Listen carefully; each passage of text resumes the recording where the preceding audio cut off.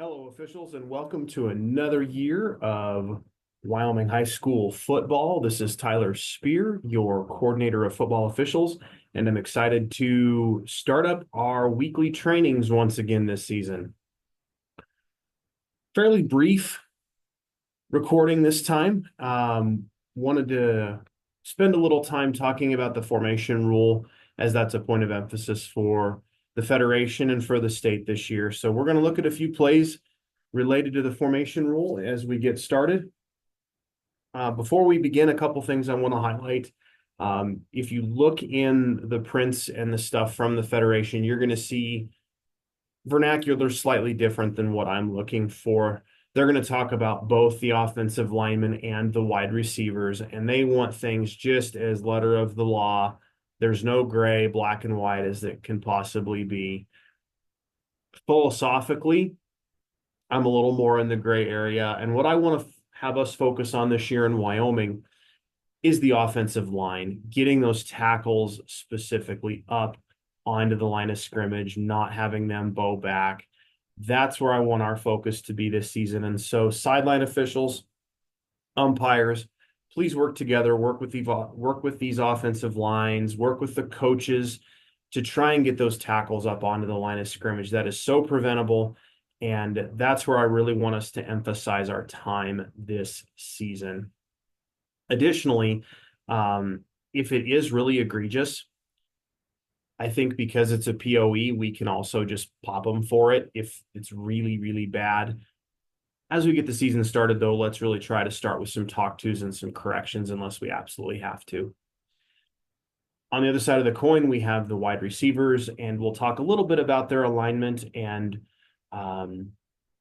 philosophically why I'm not as concerned about this unless it, again, is extremely egregious, okay? We want to make these guys legal, and we'll go from there. So let's go ahead and get started here.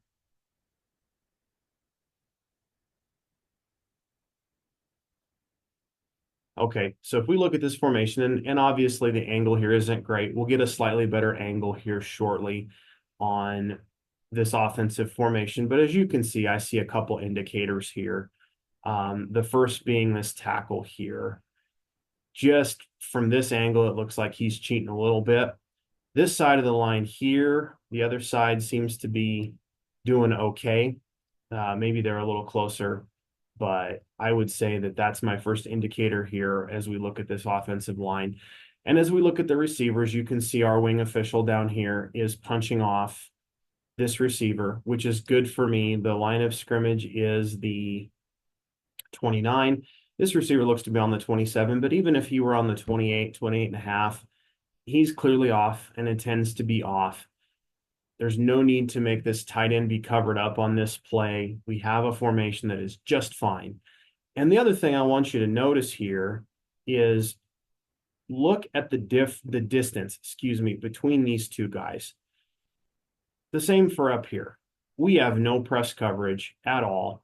And so if these wide receivers want to be a touch further back than they need to, I don't see what the trouble is. There's no advantage gained. There's no disadvantage created. So make them legal. This formation is legal as we see it, save for if this cat here happens to be offending. So just keep that in mind as we get started. Okay.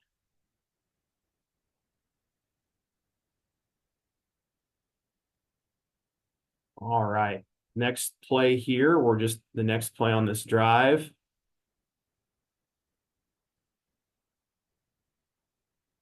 You've already got receivers checking up, okay? I really like our wing down here at the bottom. I really like his mechanics and communication. This is kind of what we're looking for. In fact, it's not kind of, this is what we're looking for when it comes to cross-field mechanics and communication. So work within your associations and make sure we're communicating well, okay? He's definitely signifying that there are two off, but we have trips to this side. We also have a tight end here. Now, once again, when I'm looking at this formation, there is nothing wrong with the wide receiver play here, okay? We're on the 37. for the line of scrimmage, and it looks like our inside receiver here is on the 36, maybe pushing up into that waist of the center. We should not be troubling trouble here. This formation is just fine. Nobody's covered up. And again, look at the distance.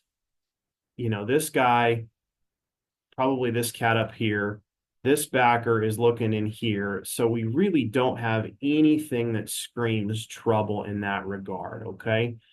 Make these formations legal. Again, my eyes are drawn here in terms of that. Maybe when we get a play further, we'll see that angle, but otherwise, this formation, particularly for the receivers, is just fine.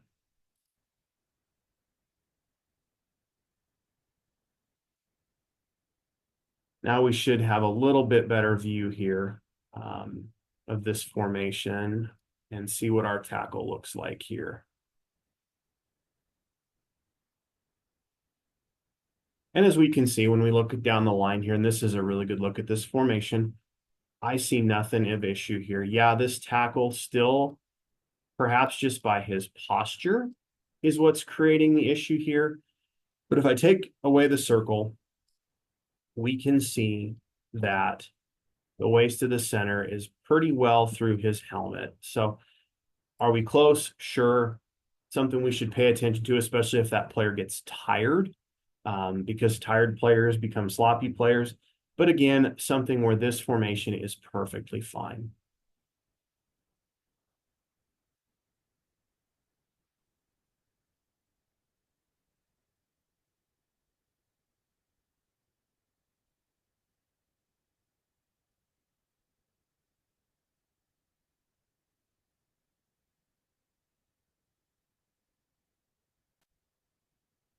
Okay, as we set up this other play here, this is a little bit of a deviation from the formation rule, but it's something that I want white hats umpires, you really can have a look at this. And as we go through our pre-snap routine, there are things that we can look at that are indicators to what this play might be. Okay.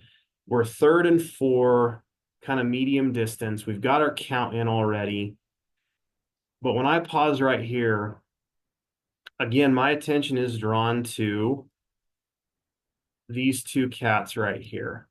And the reason I say that is as I look at the distance that they are away from the hip of the center. And again, from this angle, this tackle's getting close, but we're still legal. But they're both pretty far back.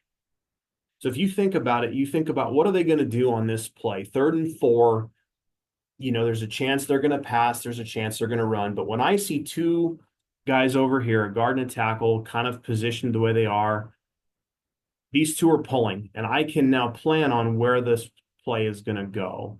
And so as we let that go, you can see really clearly they're pointing, and boom, we have a double pull that doesn't really work. But if you, as you watch film, can start to see these linemen and where they anticipate and where they go, you then are going to be able to understand the tendencies of these teams a little better. And it'll actually set you up for success because your eyes will be where they need to be when the time comes. Okay, now the other team has the ball. And as this formation gets set up, we'll let them get down here. Again, our angle's a little muddy here, but man, there is quite the curve to this offensive line when you look at how they are lining up off of this center. So from this angle, hard to tell what we have formationally, but I see some indicators here that perhaps we have ourselves a little bit of an issue. And heck, even this guy here is a little further back than his guard counterpart. So this is something we'll want to pay attention to. Otherwise, when I look at the formation, I'm just going to, again, highlight no press coverage. And so if this receiver is a little further up, obviously he's clearly back, but if he's a little further up, we're still going to make him legal. He's not covering up that tight end. But coaches, referees, when you see a formation like this where there's clearly some curvature to it, I mean, just look at that. This is an indicator, and this is the kind of thing that we want to get out of the game and where we want our focus on this point of emphasis this year. And if I go to the next slide, which is a little bit of a zoom in, you can clearly see the curvature of this offensive line. So let's work with our teams early, get these players up onto the line so that this doesn't become an issue. If I go to the next snap, I mean, my goodness, it's right there. You can see the center here. Put a dot on his helmet. You can see he's clearly further up than that tackle when I go two helmets over. Let's look at the zoom in version of this and see if it's any more clear. I mean, look at that. Center, guard, tackle, way back there. So this, again, get in there early, fix this. If you can't fix it, there's a marker that needs to be dropped. And what's funny is, as we watch this play, I'm going to back up and replay it. The reason we have to focus on this every single play is because if a player knows he's pulling, oftentimes so that they don't get caught up by their line mate next to them, they might cheat a little and back up a little so that they can get that pull step in correctly. And that's what's happening here. If you look at this tackle, he's clearly snuck back. And okay, we're checking up. We have no issues there, by the way. Don't trouble, but it's clear. Look at that pull step. I mean, it's part of his blocking technique. And so again, let's just pay attention to this formation, this type of thing, but also keep in mind that these players will cheat when they're trying to pull or reach block somebody.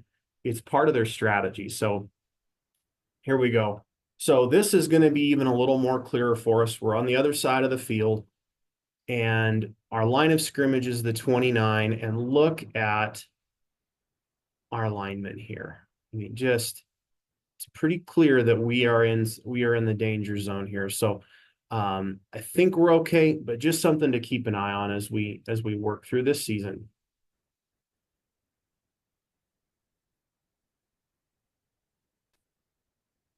Okay, well, I had to throw in a kick play as well because these formations are another one where you can really see the curvature of the formation being an issue. And as I look at this team on white's running an unbalanced line. So that kind of skews it a little bit, but that's the center right there. I think we're close to being okay, but if I look at this guy right here, he's right on the edge as well of making this formation not legal. And the problem is that if he's not, then the person next to him is potentially not legal as well. And then you have a 5 in the backfield type situation. So just a quick reminder that on kicking plays, you want to make sure and pay attention even more closely because this is where this foul can really rear its head. Okay, so here we go with this formation zoomed in again, and you can see our center here, but look at the curve right here. And this is an unbalanced line. So this guy here may be a tight end. He may be a tackle. It really doesn't matter. But if you look at just how these guys are lined up, I mean, if we go back a slide, you'll see that the line of scrimmage is let's say the 18-yard line. We'll go with the 18-yard line, all right? Now, when we zoom in, this guy here is on the 19 and a half. We have an issue here. Interestingly enough, the umpire throws for something else on this, but if this guy's a tackle or a tight end, doesn't really matter. We have a formation issue right here because this guy's clearly not up on the line of scrimmage. So if you see this kind of stuff, we've got to make sure and pop it and get these formations lined up the way they need to be lined up. Okay, one last play for today on this. I think I've beat this point to death, but I want to highlight it once more on this film because this is one that we definitely need to get. And it doesn't look like an issue at the beginning, but watch our offensive tackle right here as he comes and lines up. Just pay attention to how he kind of shimmies around and moves around before he settles into his position. So this offensive tackle right here. So if we stop here, we're close. I mean, obviously there's a gap here and his guard's not doing him any favors, but look at how he settles back right there, right before the snap. I have an issue with this. This is one of those where you can see the clear bowing of in fact, both tackles, there's a bow, but this particular tackle, we have an issue here. And this is one where I want yellow dropped. And it's pretty clear. ironically, when you look at what they run, it's clear why they're both doing it. They're both pulling. Again, that indicator, second long, maybe we run, maybe we don't. Could be an either or down situation, but because these guys are pulling, they want to have that space and that step in case their center gets blown up. But there is no question that this is a formation foul. And so I would just say we've got to have yellow on this. Maybe there's a talk too early, but kind of when I go back to this is egregious. In fact, the center is barely there and the tackle is most certainly not there. Let me get into the zoomed in version here of this play as they set up. I mean, there's the center's hip. Get a straight line here. There's the center's hip right there. So we obviously have an issue here with this offensive tackle. So as we work through this year, please make sure that you're officiating this with excellence. I consider this to be what we call a nickel dimer foul. We need to be 100% on these. So don't miss this. Work with coaches early, but obviously when they're egregious like this, make sure you drop yellow. So thank you for your time today. Thank you for watching, and thank you and good luck the rest of this year. Slow whistles out there, and thank you for all you do for the student athletes of Wyoming. Again, this is Tyler Spear, State Coordinator of Football Officials, signing off.